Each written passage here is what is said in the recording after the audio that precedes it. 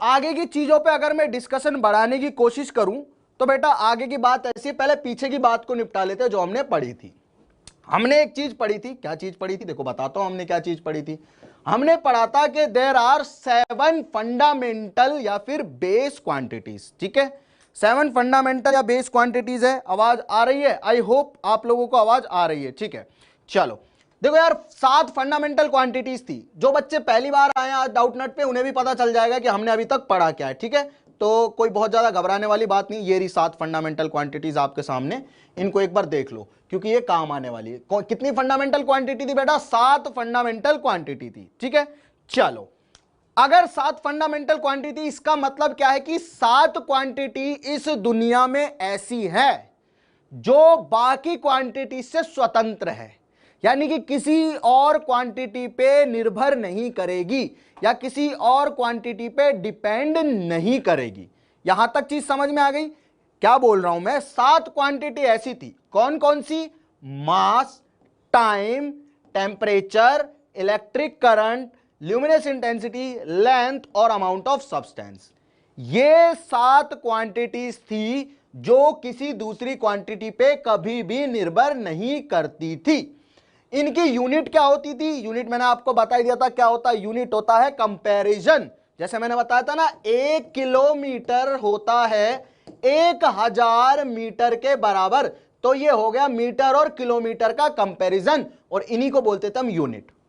हमें पता चला कि एक जो है नंबर है और यहां 1000 नंबर है, लेकिन 1 किलोमीटर जो है 1000 मीटर के बराबर है, यानी कि 1 किलोमीटर में 1000 मीटर बनेंगे। तो 1 किलोमीटर और मीटर क्या थे? कंपैरिजन थे, एक का 1000 से। हम ये तो नहीं बोलेंगे ना 1 बराबर 1000 होता है, लेकिन हम ये बोल सकते हैं कि 1 किलोमीटर बराबर 1000 मीटर होता है, ठीक है। समझ में आ गया? चलो, तो 1 किलोमीटर बराबर 1000 मीटर क्यों होता है? क्योंकि हमने यहां पे किलोमीटर को मीटर से कंपेयर कर दिया। एक घोड़ा बराबर 1000 गधे नहीं होते, ठीक है। समझ में आ रहा है? एक चीज को आप नंबर को नंबर से कंपेयर नहीं कर सकते, आपको उनकी यूनिट्स में रिलेशन बताना होता है, ठीक है। यहां तक समझ में आ गया। अब यार अगर मैं बात करूं 7 फंडामेंटल क्वांटिटीज थी, मतलब ये वो क्वांटिटी थी जो किसी और क्वांटिटी पे निर्भर नहीं करती थी, यानी कि अपने आप में स्वतंत्र इंडिपेंडेंट क्वांटिटी थी। इनकी यूनिट्स क्या थी? मास को हम लोग एसआई यूनिट की बात कर रहा हूं। मैंने आपको 3 यूनिट सिस्टम भी बताए थे। एसआई मतलब एमकेएस जिसे बोलते हैं, उसे बाद में क्या कर दिया गया? एसआई कर दिया गया। सीजीएस और एफपीएस, ठीक है। एसआई में क्या पढ़ते हैं हम? एसआई में हम पढ़ते हैं जो बेसिक चीजें हम जनरली देखते हैं। मास को कैसे लिखते हैं हम? किलोग्राम में। टाइम को सेकंड में व्यक्त करते हैं। टेम्परेचर को केल्विन में करते हैं। इलेक्ट्रिक करंट को एम्पियर में लिखते हैं। ल्यूमिनस इंटेंसिटी को कैंडेला में लिखते हैं। लेंथ को मीटर में लिखते हैं और अमाउंट ऑफ सब्सटेंस को मोल में लिखते हैं, ठीक है। चलो, अब आगे अगर मैं चलूं तो इनके सिंबल भी थे। किलोग्राम को हम केजी लिखते हैं। कभी सामान खरीदा होगा तो मम्मी ने लिस्ट बना के दी होगी कि 2 केजी राइस लेके आना है ना, वैसा तो किलोग्राम को मम्मी भी केजी लिखते हैं, मतलब मम्मी को भी फिजिक्स आती है थोड़ी थोड़ी, ठीक है। उसके अलावा सेकंड को एस से दिखाया जाता है, केल्विन को के से दिखाया जाता है, एम्पियर को ए से दिखाया जाता है, कैंडेला को सीडी से दिखाया जाता है, मीटर को स्मॉल एम से दिखाया जाता है और मोल को MOL लिख के दिखाया जाता है, ठीक है। यहां तक समझ में आ गया? चलो, अब अगर मैं आगे बात करूं, फिर हमने बात की थी डिराइव्ड क्वांटिटीज की, कि डिराइव्ड क्वांटिटीज कौन सी होती है।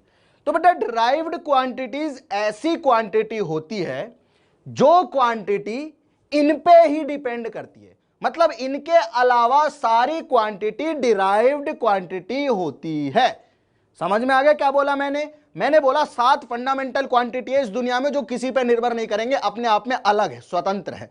उसके अलावा जो भी क्वांटिटी बनेगी, उसके अलावा आप कोई भी क्वांटिटी सोचो। और फिजिकल क्वांटिटी होती क्या है? ऐसी क्वांटिटी जिसे इंस्ट्रूमेंट से मेजर किया जा सके और जो फिजिक्स के लॉज को फॉलो करती है, उसे हम बोलते हैं फिजिकल क्वांटिटी। फिजिकल क्वांटिटी की डेफिनेशन क्या थी? These are the quantities which can be measured by an instrument and follows laws of physics या लॉज ऑफ नेचर, उनको बोलते थे फिजिकल क्वांटिटी। तो आप सोचो कोई भी फिजिकल क्वांटिटी, कोई भी फिजिकल क्वांटिटी सोचो, आप कोई भी फिजिकल क्वांटिटी सोचो, इनके अलावा वो हमेशा इसी से बनेगी, इनमें से ही किसी का कॉम्बिनेशन होगी, ठीक है। तो बच्चे जो बोल रहे हैं कैंडेला क्या है, बेटा देख कैंडेला जो है ना, वो एक्चुअल में जो ल्यूमिनस इंटेंसिटी उसकी यूनिट है। जैसे मास की यूनिट क्या होती है, मास को हम किस में मेजर करते हैं, किलोग्राम में, है ना, और टाइम को किस में मेजर करेंगे, सेकंड में, टेम्परेचर को किस में करेंगे, केल्विन में। जैसे टेम्परेचर हम आज क्या करते हैं, सेंटीग्रेड में भी मेजर करते हैं, टेम्परेचर को हम फ़ारेनहाइट में भी मेजर करते हैं, ऐसी टेम्परेचर को जो एसआई यूनिट होती है उसमें केल्विन में मेजर करते हैं। इसी तरह से जो ल्यूमिनस इंटेंसिटी होती है कि कोई ऑब्जेक्ट कितनी तेजी से चमक रहा है, उसकी जो यूनिट होती है वो होती है कैंडेला। ठीक है, समझ में आ गया? चलो, आई होप आप लोगों को समझ में आ गया है। चलो आगे अगर मैं चलूं, यहां तक पता चल गया। अब बात कर लेते हैं भैया डिराइव्ड क्वांटिटीज की। ठीक है, मैंने आप लोगों को बता दिया ऑलरेडी कि जो क्वांटिटी फंडामेंटल नहीं है वो क्वांटिटी क्या होगी, डिराइव्ड होगी। जो भी क्वांटिटी फंडामेंटल नहीं है वो क्वांटिटी डिराइव्ड होगी। हियर आर सम एग्जांपल्स, कुछ एग्जांपल्स ले रखे हैं मैंने, उन एग्जांपल्स के थ्रू हम इसे समझेंगे। देखो बेटे, जिसने पूछा ना व्हाट इज मोल, है ना, मोल जो भी पूछ रहे हैं, देखो मैं आपको आंसर देता हूं मोल का क्या होता है। मोल का मतलब होता है पदार्थ की मात्रा, अमाउंट ऑफ सब्सटेंस, के कितना अमाउंट है। अमाउंट का मतलब उसमें मोल एक्चुअल में एवोगाड्रो का आपने नाम सुना होगा। ठीक है, एवोगाड्रो एक साइंटिस्ट थे, उनके नाम पे Na एवोगाड्रो नंबर दिया गया। ठीक है, ये आप पढ़ लोगे आराम से, आगे केमिस्ट्री में भी खूब पढ़ोगे, फिजिक्स में भी खूब पढ़ोगे। एवोगाड्रो नंबर होता था 6.023 इंटू 10⁻23। ठीक है, ये नंबर है। ठीक है, एक पर्टिकुलर मोल में किसी भी सब्सटेंस के एक मोल में इतने नंबर ऑफ क्या होते हैं, उस सब्सटेंस के छोटे छोटे पार्टिकल होते हैं। ठीक है, अब जैसे कार्बन है, C6 कार्बन बोलते हैं ना, तो कार्बन के 12 ग्राम में जितने कार्बन के नंबर होंगे ना, कितने मॉलिक्यूल होंगे, इतने होंगे, उसे हम बोलेंगे मोल। तो इतने नंबर को ही एक मोल भी बोलते हैं। किसी भी पदार्थ के इस नंबर की मात्रा को एक मोल भी बोला जाता है। ठीक है, चलो आगे चलते हैं। सारे सवालों का जवाब मिलेगा बेटे, बहुत सारे बच्चों को बहुत सारे डाउट आ रहे हैं, बाकी कोई दिक्कत नहीं है, आनी चाहिए, अच्छी बात है। जब तक बच्चे डाउट पूछते हैं मुझे काफी अच्छा लगता है कि हाँ यार बच्चे पढ़ रहे हैं, दिमाग लगा रहे हैं। ठीक है, अब देखो, अब समझने की कोशिश करो, समझने की कोशिश करो, समझने की कोशिश करो, समझने की कोशिश करो। अगर मैं बात कर रहा हूं एक्सेलरेशन की, ठीक है, किसकी बात कर रहा हूं, एक्सेलरेशन की, तो आप कोई भी क्वांटिटी सोचो, कोई भी फिजिकल क्वांटिटी सोचो, मैं सोच लेता हूं एक्सेलरेशन। तो एक्सेलरेशन को हम क्या लिखते हैं, एक्सेलरेशन को लिखते हैं, तो आप 9वीं 10वीं में पढ़ के आए हो कि change in velocity with respect to change in time. ठीक है, हम ये लिखते हैं, मतलब कि ये भी बोल सकते हैं कि velocity divided by time. Change in velocity क्या देगा, वेलोसिटी तो देगा, है ना। तो चेंज इन वेलोसिटी का मतलब क्या है, वेलोसिटी, यानी कि ऊपर की टर्म आएगी वेलोसिटी, नीचे आएगा टाइम। ठीक है, चलो अब वेलोसिटी को और आगे तोड़ सकता हूं मैं, कैसे तोड़ सकता हूं, वेलोसिटी होता है डिस्प्लेसमेंट बाय टाइम, तो इसको मैंने लिख दिया डिस्प्लेसमेंट बाय टाइम। ठीक है, और डिवाइडेड बाय टाइम, यानी कि मल्टीप्लाई टाइम हो जाएगा। ठीक है, अब डिस्प्लेसमेंट क्या होता है, डिस्प्लेसमेंट यानी कि डिस्टेंस भी आपने पता होगा, बस डिस्प्लेसमेंट क्या होता है, वेक्टर होता है, डिस्टेंस जो होता है वो वेक्टर नहीं होता, मतलब स्केलर होता है। ठीक है, तो डिस्प्लेसमेंट को मैं किस में लिख सकता हूं, डिस्प्लेसमेंट क्या होता है, अगर मैं उसकी यूनिट लेंथ, डिस्प्लेसमेंट को किस में मेजर करूंगा, लेंथ में। डिस्प्लेसमेंट क्या होता है, जैसे मैं मान लो मैं यहां से चला और कहीं तक गया, तो मैं यहां से अगर कहीं गया हूं तो मेरा उस और उस पॉइंट के बीच का डिस्प्लेसमेंट किस में मेजर करूंगा, मैं मीटर में करूंगा, सेंटीमीटर में करूंगा, किलोमीटर में करूंगा, यानी कि है तो लेंथ ना, मतलब कि अपनी फंडामेंटल क्वांटिटी क्या थी, लेंथ, तो लेंथ पर डिपेंड करा, तो ये होगा लेंथ अपॉन, ये होगा टाइम, और टाइम स्क्वायर। ठीक है, यही होगा ना, लेंथ अपॉन टाइम स्क्वायर, और लेंथ का यूनिट क्या होता था, मीटर, और टाइम का क्या होता है, सेकंड, तो मीटर पर सेकंड स्क्वायर आ गया अपने पास में एक्सेलरेशन का यूनिट। ठीक है, और इसको लिखा कैसे जाता है, m divided by s square, metre पर सेकंड स्क्वायर। ठीक है बेटा, रेडियन और इसके रेडियन भी बताऊंगा, सारी चीज बताऊंगा। देख मैं हर बार पढ़ाता हूं, तू पहली बार 11वीं में आया, मैं पहली बार 11वीं नहीं पढ़ा रहा हूं, मैं 11वीं पहले भी पढ़ा चुका हूं ना, तो धीरे धीरे रुको, जरा सब्र करो, थोड़ा सा आगे चलेंगे और सीखेंगे। ठीक है, चलो अब यार देखो, यहां तक चीज समझ में आ गई मुझे। अब मुझे अगर ये बोला जाए कि चलो मैं एरिया है ना, एक्सेलरेशन तो मैंने ऐसी जस्ट सिंपल एग्जांपल ले लिया कि किसी भी चीज की अगर मुझे यूनिट निकालनी है ना, तो उसके बाद मैं डायमेंशन पे भी आऊंगा, पहले यूनिट की बात कर लेते हैं। यूनिट समझ में आ गई तो डायमेंशन कुछ भी नहीं है। ठीक है, अगर मैं बात करूं एरिया की, तो एरिया क्या होता है, देखो आपने ऐसे देखा होगा, चलो मैं नीचे आ जाता हूं, ऊपर से एग्जांपल लेते रहेंगे और नीचे सॉल्व उनको करते रहेंगे, ठीक है। मैं बात कर लेता हूं एरिया की। अगर मैं एरिया को लिखना चाहूं तो मैं एरिया को लिखूंगा, एरिया बराबर होता है, अब एरिया किसी का भी लो, आप किसी भी चीज का एरिया लो, किसी भी चीज का एरिया, जो एरिया बोलोगे वो लो, अपने लिए हमेशा ट्रू है, ठीक है, यूनिट्स हमेशा ट्रू रहेगी। देखो क्या होगा, एरिया क्या होता है, चलो मैं ले लेता हूं रेक्टेंगल का एरिया। रेक्टेंगल का एरिया कितना होता है, लेंथ, ठीक है, इनटू ब्रेड्थ, यही होता है, लेंथ इनटू ब्रेड्थ होता है, ठीक है, यही होता है ना एरिया रेक्टेंगल का। अब लेंथ को किस में नापा जाएगा, लेंथ को नापा जाएगा ऐसा यूनिट में, मीटर में, ठीक है, और ब्रेड्थ को किस में नापा जाएगा ऐसा यूनिट में, ब्रेड्थ को भी नापा जाएगा मीटर में। तो ये आ गया मीटर इंटू मीटर। अब मीटर इंटू मीटर का मतलब क्या होगा, मीटर स्क्वायर, और मीटर जो है एक फंडामेंटल क्वांटिटी थी, तो हर एक क्वांटिटी था वो एरिया, लेकिन बना तो फंडामेंटल से ही है, लेंथ का, दो लेंथ को मल्टीप्लाई करके ही बना है। तो हर एक क्वांटिटी, अब जैसे वॉल्यूम ले लेते हैं, चलो एक और एग्जांपल लेते हैं, हम एग्जांपल लेते हैं इस बार वॉल्यूम का। अगर बेटा मैं वॉल्यूम को लिखना चाह रहा हूं तो देखो किसी भी चीज का वॉल्यूम लिखो, किसी भी चीज का, क्यूबॉइड का वॉल्यूम लिख दो, length into breadth into height. जिस कमरे में आप बैठे हुए हो वो एक क्यूबॉइड है और उसका वॉल्यूम कितना हो जाएगा, length into breadth into height, यही होगा, ठीक है। तो इसका मतलब क्या है, अगर मैं इसे फिर से एसआई यूनिट में लिखना चाहूं तो लेंथ को किस में मेजर करूंगा, मीटर में, ब्रेड्थ को किस में करूंगा, मीटर में, और हाइट को किस में करूंगा, मीटर में। तो क्या हो जाएगा, ये मीटर का क्यूब। समझ में आ रहा है क्या बोल रहा हूं मैं। तो मतलब यहां पे देखो ये भी लेंथ है, ये भी लेंथ है और ये भी लेंथ है, एक्चुअल में तो लेंथ ब्रेड्थ और हाइट है तो लेंथ ही ना, ठीक है, मेजर तो मीटर में ही की जाएगी ना। चलो, तो आई होप आप लोगों को यहां तक तो चीजें समझ में आई है। उसके अलावा देखो कुछ और क्वांटिटीज है उनको समझाता हूं, जैसे वेलोसिटी, फोर्स, डेंसिटी, ये भी लिख लेते हैं, ठीक है। तो हम लिखते हैं बेटा आगे वेलोसिटी, वेलोसिटी, ठीक, कौन सी सिटी, वेलोसिटी। वेलोसिटी को क्या लिखते थे, डिस्प्लेसमेंट बाय टाइम।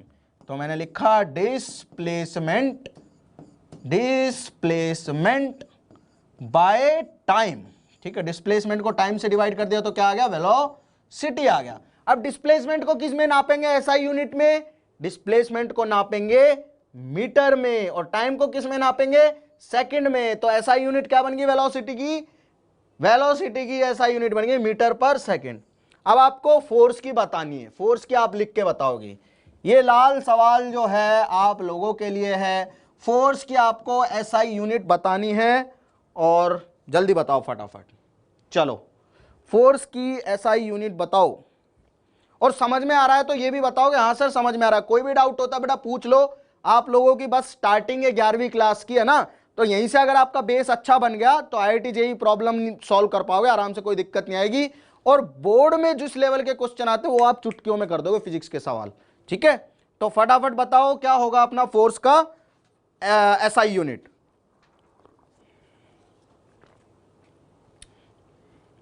चलो चलो चलो, न्यूटन बोल रहे बच्चे, बेटा न्यूटन तो फोर्स का यूनिट बना दिया गया है, मैं ऐसे पूछ रहा हूं फोर्स को क्या बोलते हैं हम, देखो चलो, आई होप आप लोगों को समझ में आया नहीं है, न्यूटन बोल रहे हो आप, और जो बच्चे बोल रहे हैं किलोग्राम मीटर पर सेकंड स्क्वायर, वो लोग आई गेस सही हैं, ठीक है। तो यहां पे चलते हैं, ठीक है,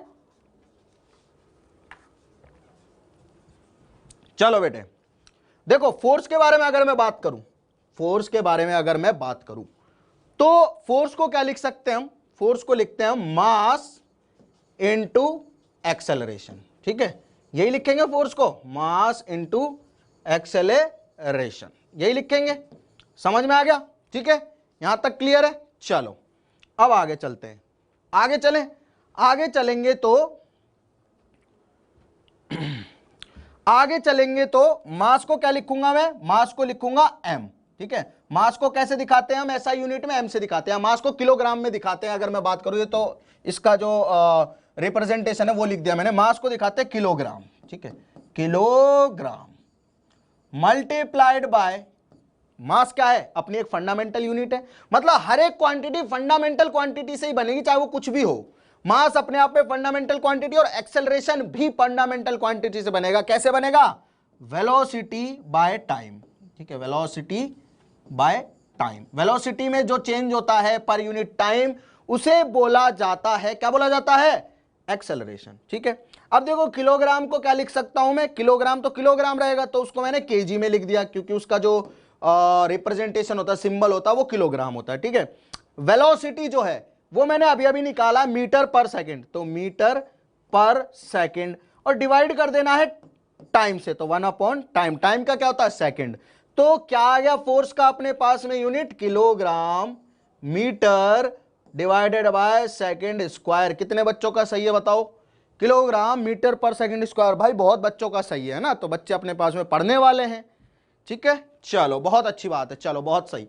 तो फोर्स की पता चल गई। अब अपन क्या करते हैं, अब अपन एक और चीज लिख लेते हैं, आपने पढ़ी होगी डेंसिटी, है ना, और कर लेते हैं, डेंसिटी कर लेते हैं, एनर्जी कर लेते हैं, वर्क कर लेते हैं, बहुत सारी चीजें हैं, सब पे चर्चा कर लेते हैं।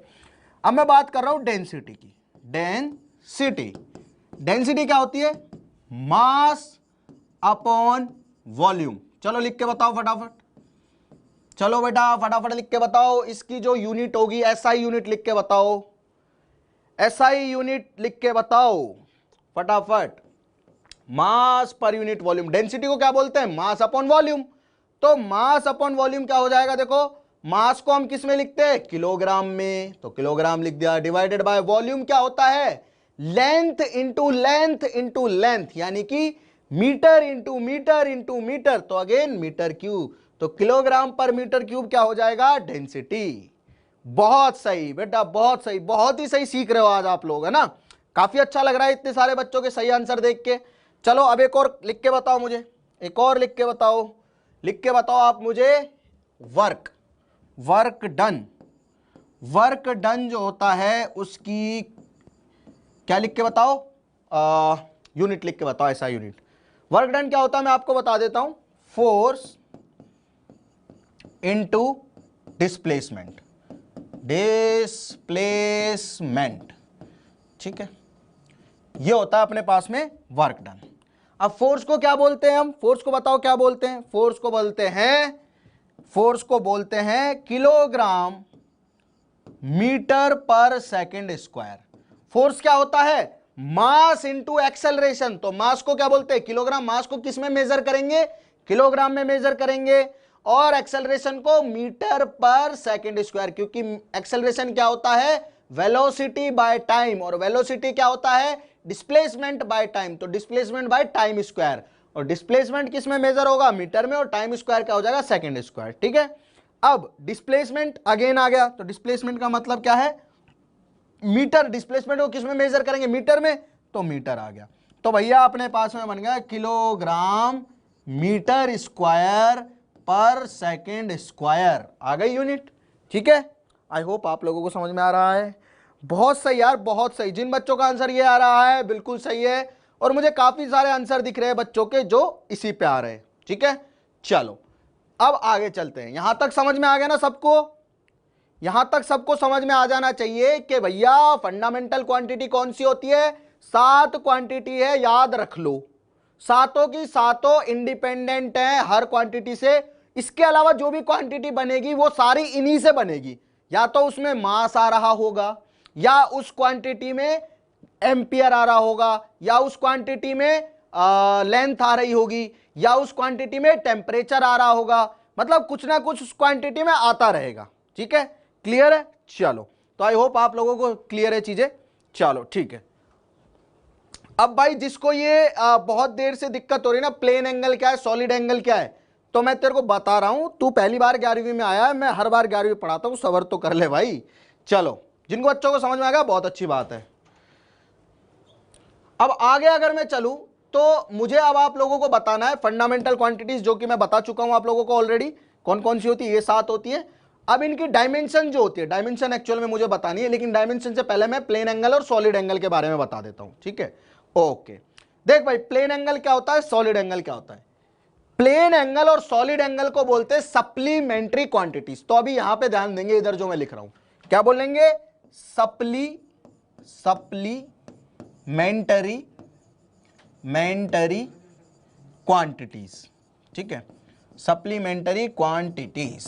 ठीक है, ओके, ये क्या होती है यार, ये जो सप्लीमेंट्री क्वांटिटीज है इनके बारे में मैं आपको बताता हूं ये होती क्या है एक्चुअल में। देख सप्लीमेंट्री क्वांटिटीज का मतलब होता है, पहले मैंने क्या पढ़ी, फंडामेंटल क्वांटिटी। देख इधर, पहले मैंने क्या पढ़ी, फंडामेंटल क्वांटिटी। फंडामेंटल क्वांटिटी थी independent of every other quantity, सारी क्वांटिटी से इंडिपेंडेंट थी। दूसरी क्वांटिटी थी कौन सी, डिराइव्ड, जो कि फंडामेंटल से ही बनाई गई थी। अब कुछ क्वांटिटी ऐसी होती है, ये क्वांटिटी जो है सप्लीमेंट्री डायमेंशन लेस क्वांटिटी है, ये हमें एंगल मेजर करने के काम में आती है। ठीक है, एंगल मेजर करने के काम में आती है। अब एंगल कैसे मेजर किए जाए, देखो भाई बताता हूं एंगल कैसे मेजर किए जाएंगे। देख अपन क्या करते हैं, मान ले एक सर्कल ले लिया अपन ने, ठीक है, ये सर्कल ले लिया, ठीक है, बिल्कुल परफेक्ट सर्कल बनाया, ठीक है। अगर ये एक सर्कल है तो इस सर्कल में मैं क्या कर सकता हूं, कोई आर्क ले लेता हूं, इतनी, क्या ले लेता हूं, कोई आर्क ले लेता हूं, कितनी आर्क ले लेता हूं, इतनी, ठीक है, इतनी आर्क ले लेते हैं। अब अगर मैं एंगल लिखना चाहता हूं, अगर देख ये वाला एंगल है जो, अगर थीटा है, ये एंगल अगर थीटा है और इसकी रेडियस आर है, कितनी है, रेडियस आर है, सेंटर से और सरकमफेरेंस के बीच की दूरी रेडियस होती है, रेडियस होती है, और ये इसकी क्या है, कॉर्ड है, इसे मैं सी बोल देता हूं। ठीक है, इतनी कॉर्ड के लिए मैंने देखा इतना पार्ट जो है सर्कल का सेंटर पे थीटा एंगल सबटेंड कर रहा है, तो इस थीटा को बोला जाता है प्लेन एंगल। प्लेन क्यों, क्योंकि एक प्लेन में आ रहा है, इस प्लेन में बना दिया ना मैंने इस एंगल को, इस प्लेन में देखो, ये प्लेन एक दो एक्सिस से मिलकर बनता है, इसमें एक्स एक्सिस और वाई एक्सिस, दो एक्सिस है, दोनों एक्सिस में मैंने इसको प्लेन को उतार दिया। ठीक है, क्लियर है, समझ में आ गया, आई होप आप लोगों को समझ में आ चुका है। ये यार प्लेन एंगल क्यों बोल रहा हूं मैं इसे, क्योंकि मैंने इसे एक प्लेन में उतार दिया, और ये प्लेन एंगल होगा क्या, प्लेन एंगल को लिखा जाता है theta is equals to, angle क्या होता है, कोड अपॉन रेडियस, तो कोड अपॉन रेडियस, ठीक है, सी बाय आर, कोड की लेंथ डिवाइडेड बाय रेडियस की लेंथ। अब यार कोड क्या है, कोड लेंथ है, तो कोड को मैं मीटर में लिखूंगा, और रेडियस क्या है, रेडियस भी एक लेंथ है, इसे भी मीटर में लिखूंगा, तो दोनों को डिवाइड करूंगा तो क्या हो गया, कोई यूनिट नहीं आती, तो एंगल की कोई यूनिट नहीं होती है। ठीक है, एंगल की कोई भी यूनिट नहीं होती है, ये चीज आप लोगों को समझ में आनी चाहिए। नहीं आया, फिर से बताओ, नहीं आया यार। देख प्लेन एंगल क्या होता है, सप्लीमेंट्री क्वांटिटी क्या होता है, सप्लीमेंट्री क्वांटिटी का मतलब होता है, एक तो होती है फंडामेंटल जो किसी पे डिपेंड नहीं करती है, एक होती है डिराइव्ड जो फंडामेंटल से बनती है। अब उनके अलावा तीसरी क्वांटिटी होती है जो हम एंगल मेजर करने के लिए लेते हैं। ठीक है, अगर एंगल मेजर करने के लिए मैंने इस क्वांटिटी को लिया है तो पहली क्वांटिटी होती है प्लेन एंगल। क्या होती है, प्लेन एंगल, पहली क्वांटिटी होती है प्लेन एंगल। ठीक है, प्लेन एंगल। अब प्लेन एंगल क्यों बोल रहा हूं इसे, क्योंकि मैं इसे एक प्लेन में दिखा पा रहा हूं। ये देखो एक प्लेन है ना, ये प्लेन बन गया। प्लेन का मतलब क्या होता है, प्लेन का मतलब ये नहीं होता एरोप्लेन जो उड़ता है वो वाला प्लेन नहीं बोल रहा हूं। प्लेन का मतलब होता है दो एक्सिस से मिलकर बनता है प्लेन, जिसमें एक्स एक्सिस हो और वाई एक्सिस हो। ठीक है, समझ में आ गया। ठीक है, इसे हम यार देख इसकी यूनिट रेडियन जो बोल रहे बच्चे, बेटा रेडियन बिल्कुल सही बात है आपकी, लेकिन उसकी डायमेंशन तो नहीं होती है ना।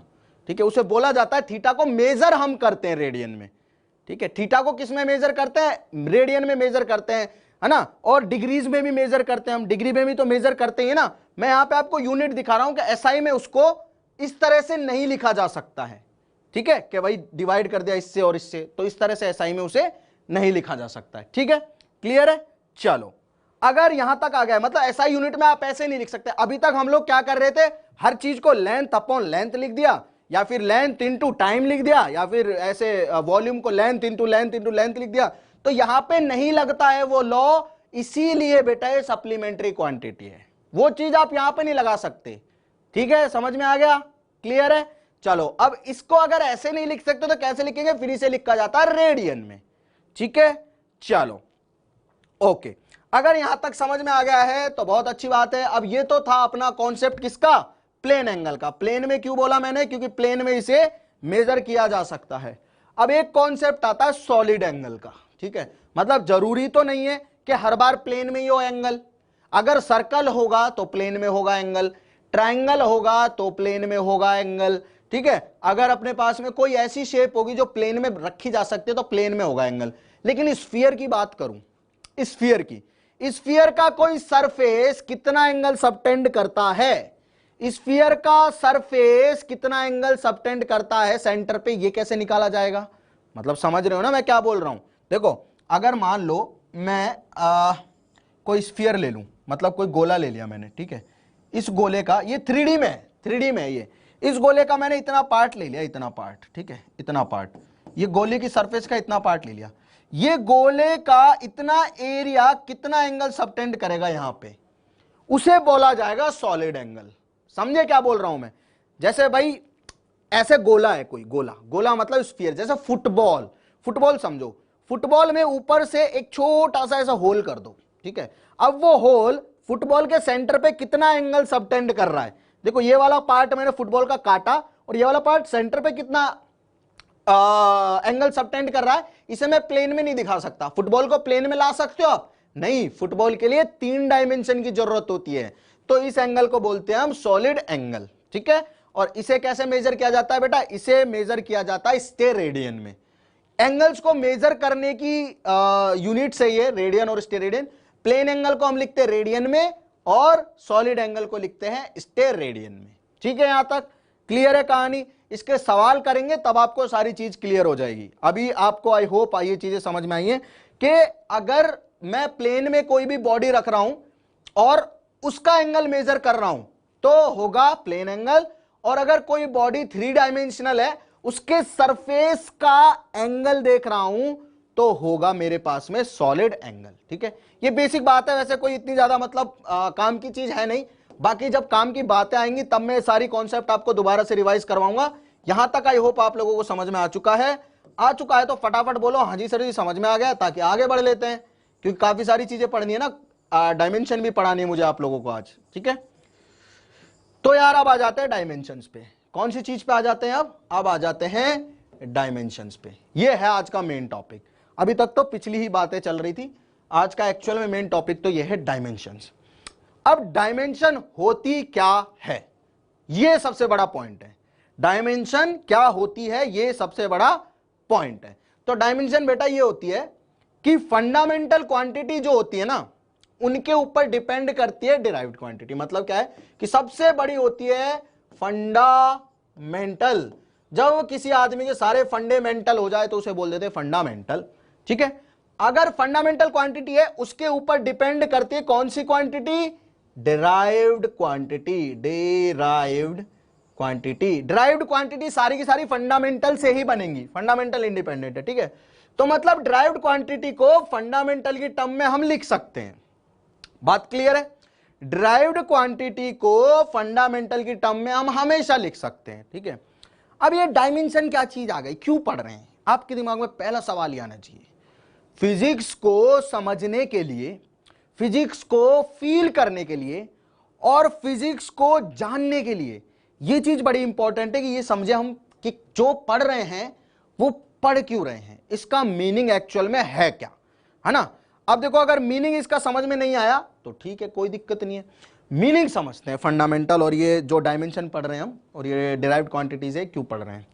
डायमेंशन क्या होती है? अगर मैं किसी भी बॉडी को जानना चाहता हूं, जैसे मान लो मैं बोलूं आपको स्क्वायर, तो आप बोलोगे sir square is a 2 dimensional body.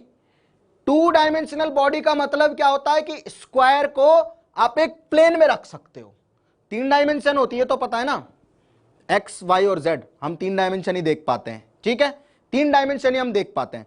तो यार देखो 3 डायमेंशन क्योंकि होती है, तो इसमें से जो 2 डायमेंशन में बॉडी आती है उसे मैं बोल देता हूं प्लेनर बॉडी, और जो 3 डायमेंशन में आती है उसे मैं बोलता हूं 3D बॉडी, ठीक है। जैसे मैं हूं, मैं एक 3D बॉडी हूं। क्यों? मेरी लेंथ भी है, मेरी विड्थ भी है और मेरी मोटाई भी है। अब तो मैं बहुत मोटा हो गया हूं, खैर है ना, लॉकडाउन में बहुत खा खा के।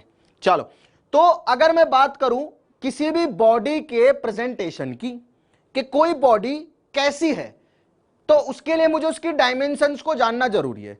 मैं बोलूं स्फीयर, तो आप बोलोगे sir sphere is a 3 dimensional quantity, sphere is a 3 dimensional body. मैं बोलूंगा क्यों, तो आप बोलोगे सर स्फीयर को आप 2 डायमेंशन में बना ही नहीं सकते, आप स्फीयर का सर्कल ही दिखा सकते हो, बस 3 डायमेंशन नहीं दिखा सकते प्लेन में। तो भाई मैंने बोला बहुत ही अच्छी बात है, तो अब तो तेरे को समझ में आने लग गई बातें कि किसी भी बॉडी के बारे में अगर आपको जानना है तो आपको उसकी डायमेंशंस पता होनी चाहिए। इसी तरह किसी भी फिजिकल क्वांटिटी के बारे में जानना है तो उसकी डायमेंशंस पता होनी चाहिए। अगर आपको डायमेंशन पता है तो आप फिजिकल क्वांटिटी बता सकते हैं, और अगर आपको फिजिकल क्वांटिटी पता है तो आप डायमेंशन बता सकते हैं। इंटर रिलेशन है दोनों का। ठीक है, समझ में आ गया है बिल्कुल। आई होप आप लोगों को समझ में आ रहा है। ठीक है, पढ़ाई पे ध्यान दो बेटे, अभी बहुत चीजें, बहुत लंबा सफर है, बहुत आगे तक जाना, बहुत सारी चीजें पढ़नी है। मैंने क्या बोला, मैंने ये बोला कि एक चीज है, मान लो मैं बोलता हूं सर्कल, तो आप बोलते हो अच्छा सर्कल, मतलब सर्कल नहीं बोल रहा मैं कि मैं कल आऊंगा, ऐसा नहीं बोल रहा हूं, मैं बोल रहा हूं सर्कल, गोल गोल सर्कल। सर्कल जो होता है उसे 2 डायमेंशन में बनाया जा सकता है ऐसे, तो circle is a 2 dimensional body, लेकिन स्फीयर को नहीं बनाया जा सकता। अब सिमिलरली स्क्वायर को 2 डायमेंशन में बनाया जा सकता है, लेकिन क्यूब को नहीं बनाया जा सकता, है ना। तो इसका मतलब क्या है कि अगर किसी बॉडी के बारे में आपको जानना है तो उसकी डायमेंशन पता होनी चाहिए, और अगर आपको डायमेंशन पता है तो आप बॉडी बता सकते हो, और बॉडी पता है तो डायमेंशन बता सकते हो। उसी तरह फिजिक्स के लॉ भी काम करते हैं। अगर मुझे फंडामेंटल क्वांटिटी या फिजिकल क्वांटिटी पता है तो मैं उसकी डायमेंशन बता सकता हूं, और मुझे डायमेंशन पता है तो मैं उस क्वांटिटी को भी बता सकता हूं। ठीक, यहां तक अब समझ में आना चाहिए। हाँ भाई क्रिस्टल क्लियर है। क्यों पढ़ रहे हैं डायमेंशन? क्योंकि एक फिजिकल क्वांटिटी को जानना है। ठीक है, जैसे आप स्कूल में जाते हो, नए नए होते हो, कोई स्कूल चेंज करता है, कोई कोचिंग में जाता है, कोई ट्यूशन में जाता है, तो क्या करते हो आप, आपको कोई अच्छा लग जाता है तो आप उसे जानना चाहते हो, तो आपको उसकी डायमेंशन जाननी पड़ेंगी। अगर उसे जानना है तो डायमेंशन का मतलब किसी भी वे में ले सकते हो कि हाँ भाई वो कैसे सोचता है या सोचती है या वट। ठीक है, वो आपका खुद का काम है। I am not going to help उस केस में, बट हाँ इन केस अगर आपको बहुत सारे मार्क्स लेके आने फिजिक्स में तो मैं यहां पे हूं हेल्प करने के लिए। चलो अगर आगे मैं चलूं तो बात कर लेते हैं डायमेंशन की। ये तो मैंने बता दिया, समझा दिया, स्टोरी है पूरी कहानी। फंडामेंटल से ड्राइव बनती है, ड्राइव हमेशा फंडामेंटल से ही बनेगी। इसका मतलब क्या है कि भैया ऐसा ऐसा होता है, डायमेंशन क्यों पढ़ रहे हैं समझ में आ गया। अब डायमेंशन होता क्या है? डायमेंशन होता है फंडामेंटल क्वांटिटीज की पावर, फंडामेंटल क्वांटिटीज की पावर जिसके द्वारा किसी भी फिजिकल क्वांटिटी को प्रेजेंट किया जा सके। ठीक है, समझ में आ गया कि भाई फंडामेंटल क्वांटिटी की पावर चढ़ाते जाना है मुझे। फंडामेंटल क्वांटिटी की क्या करनी है? पावर रेज करनी है, जिसके द्वारा फिजिकल क्वांटिटी को रिप्रेजेंट किया जा सके। बिल्कुल बिल्कुल सिंपल डेफिनेशन है, बुक में मिल जाएगी, नोट्स में मिल जाएगी। मैं बोल रहा हूं कि जो ये फंडामेंटल क्वांटिटी है ना, इसकी ही पावर लगानी है हर बार। ठीक है, किसकी पावर लगानी है? फंडामेंटल क्वांटिटी की पावर। और फंडामेंटल क्वांटिटी की पावर की डायमेंशन क्या होती है? देखो हम लिखते हैं लेंथ। अब आपको यूनिट तो पता होगी, लेंथ की यूनिट क्या होती है? मीटर होती है। मास की क्या होती है? किलोग्राम होती है। टाइम की क्या होती है? सेकंड होती है। टेम्परेचर की केल्विन, इलेक्ट्रिक करंट की एम्पियर, ल्यूमिनस इंटेंसिटी की कैंडेला, और अमाउंट ऑफ सब्सटेंस की मोल। ठीक है, अब इनकी डायमेंशन क्या होती है? अब इसके बाद में आती है इंपॉर्टेंट बात। ठीक है, डायमेंशन क्या होती है? तो यार देखो, लेंथ की अगर मैं बात करूं, लेंथ की, तो लेंथ को हम किस में मेजर करते हैं? मीटर में। और लेंथ है क्या एक्चुअल में? एक लेंथ है। तो लेंथ की डायमेंशन को दिखाया जाएगा एल से। मतलब डायमेंशन का मतलब क्या हुआ कि ऐसी फंडामेंटल क्वांटिटीज जो है उसकी पावर जो है, फंडामेंटल क्वांटिटी की पावर, तो पावर रेज्ड, पावर रेज किसकी पावर रेज करिए? Fundamental quantity, fundamental quantity, fundamental quantity की मैंने पावर रेज कर दी। ठीक है भाई, फंडामेंटल क्वांटिटी की मैंने पावर रेज कर दी। अगर मैंने फंडामेंटल क्वांटिटी की पावर रेज कर दी तो वो पावर, उस पावर को, जितनी पावर रेज की है उसे बोलते हैं हम डायमेंशन। ठीक है, डायमेंशन। ठीक है, चलो यहां तक क्लियर है। डायमेंशन किसे कहते हैं बेटा? डायमेंशन कहते हैं फंडामेंटल क्वांटिटी की जो पावर बढ़ाई जाती है, पावर जो रेज की जाती है उसे बोलते हैं डायमेंशन। और फंडामेंटल क्वांटिटी की पावर रेज क्यों करूंगा? किसी भी क्वांटिटी को व्यक्त करने के लिए। अगर मुझे मीटर को, अगर मुझे एरिया को व्यक्त करना है तो मैं एरिया को मीटर स्क्वायर लिखूंगा। ठीक है, एरिया को क्या लिखूंगा? मीटर स्क्वायर लिखूंगा। तो मीटर के ऊपर क्या? एक पावर है, तो उस पावर को ही डायमेंशन बोला जाएगा। ठीक है, उसके अलावा क्या करेंगे? उसके अलावा और आगे देखते हैं। भाई लेंथ तो लेंथ ही है ना, हंसने की क्या बात है इसमें? लेंथ तो लेंथ ही होती है यार, अब इसमें मैं क्या बताऊं, है ना। चलो अगर मजा आ रहा है तो बहुत ही सही बात है, आगे चलते। देखो अब अगर मैं बात करूं आगे की, तो आगे हमें पढ़ना है dimension. Dimension is very important, बहुत इंपॉर्टेंट चीज है डायमेंशन। अब डायमेंशन है क्या, ये चीज देख लेते हैं एक बारी, कि पावर रेज फंडामेंटल क्वांटिटी की। अब देखो डायमेंशन को व्यक्त कैसे करते हैं। हर एक क्वांटिटी को इस तरह से लिखा जाएगा, इस तरह से, पावर किसकी लगाई जाएगी? जब लेंथ की बात होगी तो एल की पावर लगाई जाएगी, ठीक है। जब मास की बात होगी तो एम की पावर लगाई जाएगी। जब टाइम की बात होगी तो टी की पावर लगाई जाएगी। टेम्परेचर की बात होगी तो केल्विन का के की पावर लगाई जाएगी। एम्पियर की बात होगी तो, करंट की बात होगी तो एम्पियर के ए की पावर लगाई जाएगी। इंटेंसिटी की बात होगी तो कैंडेला के सीडी की पावर लगाई जाएगी। और अमाउंट ऑफ सब्सटेंस की बात होगी तो मोल के एमओएल की पावर लगाई जाएगी, ठीक है। देखो मैंने क्या बोला, मैंने ये बोला कि आपको पावर लगानी है, किसी भी क्वांटिटी को आपको व्यक्त करना है तो आपको पावर लगानी है। अब पावर लगानी, किसकी पावर लगानी? देखो लेंथ क्या होता है बेटा, लेंथ एल से स्टार्ट होता है तो एल पे अपना अपन ने रख लिया, ठीक है। लेंथ एल से स्टार्ट होता है तो एल की पावर लगाएंगे। मास एम से स्टार्ट होता है तो एम की पावर लगाएंगे। टाइम टी से स्टार्ट होता है तो टी की पावर लगाएंगे। टेम्परेचर का क्या होता है यूनिट? केल्विन, तो केल्विन पे के की पावर लगाएंगे। इलेक्ट्रिक करंट की यूनिट क्या होती है? इलेक्ट्रिक करंट की यूनिट होती है एम्पियर, तो ए की पावर लगाएंगे। ल्यूमिनस इंटेंसिटी की यूनिट होती है कैंडेला, तो सीडी की पावर लगाएंगे। और अमाउंट ऑफ सब्सटेंस की यूनिट होती है मोल, तो एमओएल की पावर लगाएंगे। सिर्फ इन तीनों में, एम एल और टी में, मास एम से स्टार्ट होता है इसलिए एम की पावर, लेंथ एल से स्टार्ट होती है इसलिए एल की पावर, और टाइम टी से स्टार्ट होता है इसलिए टी की पावर लगाई जाती है। सिर्फ इन तीनों में। उसके अलावा इनमें यूनिट की पावर लगाएंगे। इनमें क्या होता है? एम एल और टी, ये तो मास लेंथ और टाइम एम एल टी से स्टार्ट होते हैं इसलिए इनकी पावर लगाई जाएगी। लेकिन जो अपने पास में बाकी के 4 फंडामेंटल क्वांटिटीज बची, उनका क्या करना है मुझे? उनके यूनिट जहां से स्टार्ट हो, जैसे केल्विन के से स्टार्ट हो, यूनिट का पावर लगाना है। चलो बहुत ही अच्छी बात है बेटा, मजा आ रहा है तो बहुत सही है। ओके अब मैं आगे चल देता हूं। अगर मुझे डायमेंशन लिखनी है, सोच के देख, किसकी? एरिया की।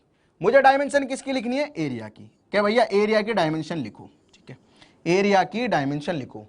तो मैंने आपको बताया कि आपको लिखना क्या है, आपको हर चीज को एम एल टी, एम्पियर यानी कि ए, और कैंडेला और केल्विन यानी कि के, और मोल में व्यक्त करना है।